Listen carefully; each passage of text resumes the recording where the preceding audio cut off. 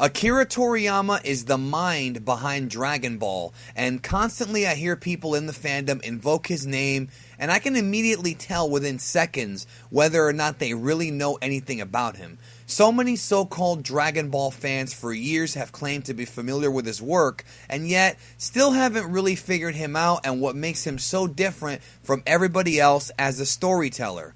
Well, on this edition of Dragon Ball In Depth, what I hope to do is that by the time you finish watching this video, you'll have a better understanding of Toriyama and how he approaches his work.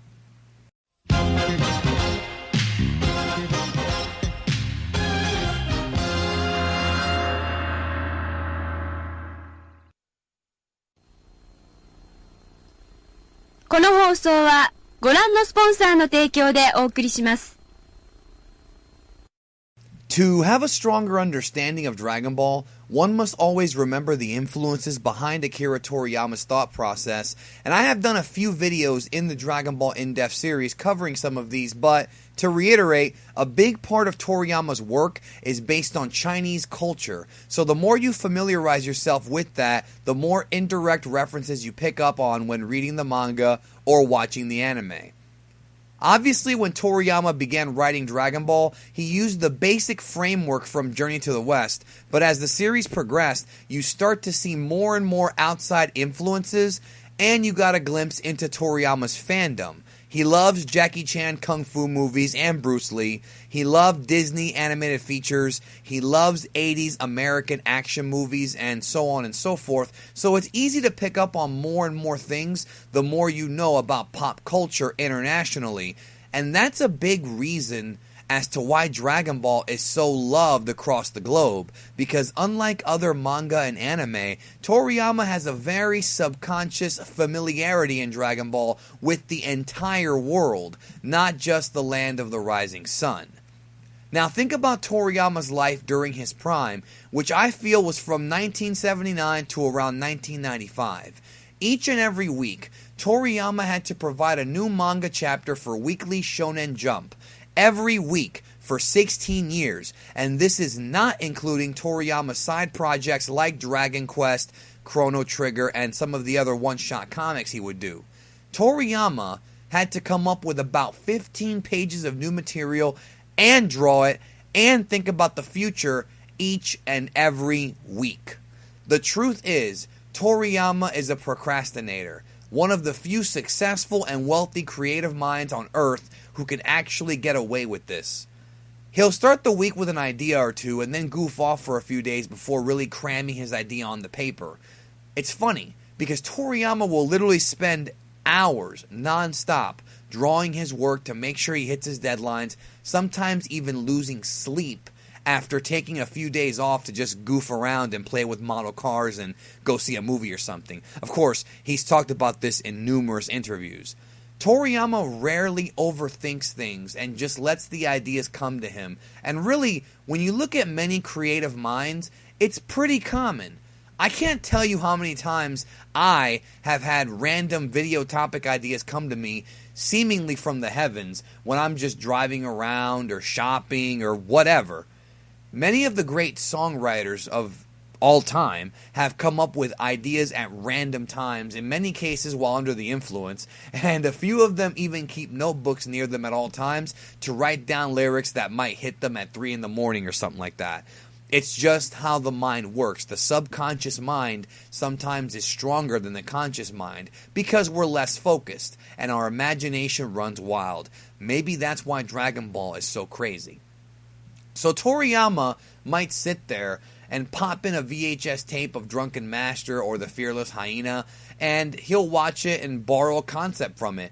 Terminator 2 Judgment Day came out in July 1991 about a post-apocalyptic future with machines that destroy humanity, and boom, Toriyama goes to the movie theater. Boom, July 2nd, a day later, Dragon Ball Chapter 331 premieres in Shonen Jump with Mecha Frieza kicking off the android arc. Now, I'm not saying that there's a direct correlation because obviously Toriyama was working on that chapter prior to going to go see the movie, if he even saw it opening night, but he knew of the movie coming out. He was already a fan of James Cameron and Terminator, so why not let his ideas flow? I mean, it makes sense, right?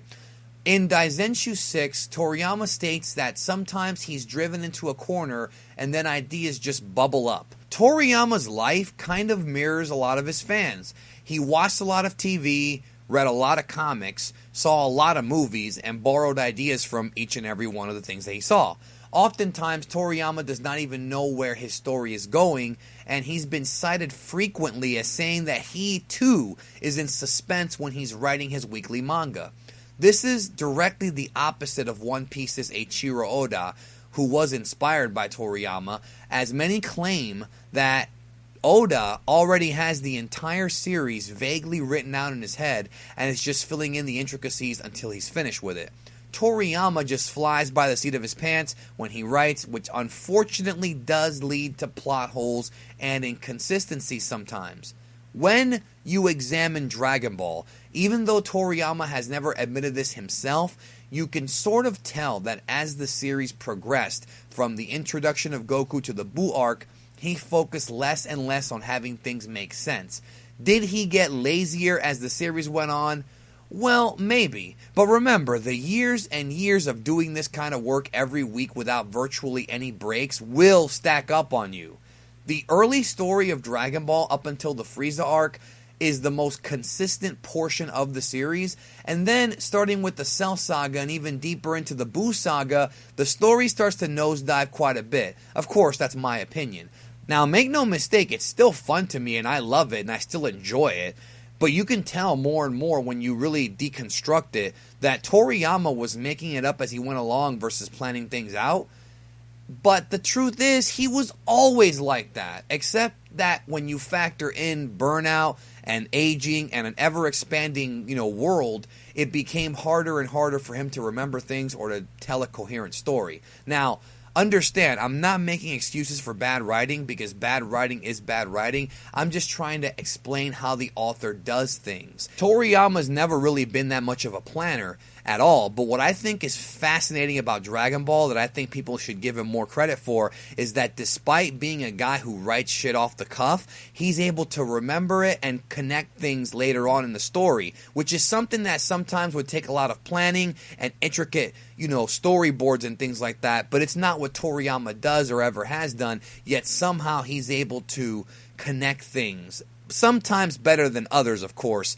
But when you really think about it, it kind of makes Toriyama even more of an impressive writer in that he's able to retroactively fix issues as he goes along. It takes a lot of talent to do that versus just making it up.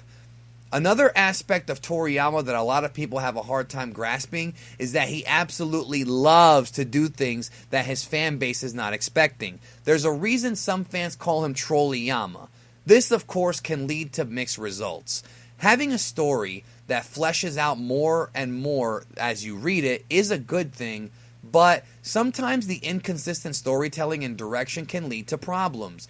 But again, it's a case-by-case situation, but oftentimes Toriyama does make it work by actually showing rather than telling. And what I mean by this is, for example, Frieza's final form.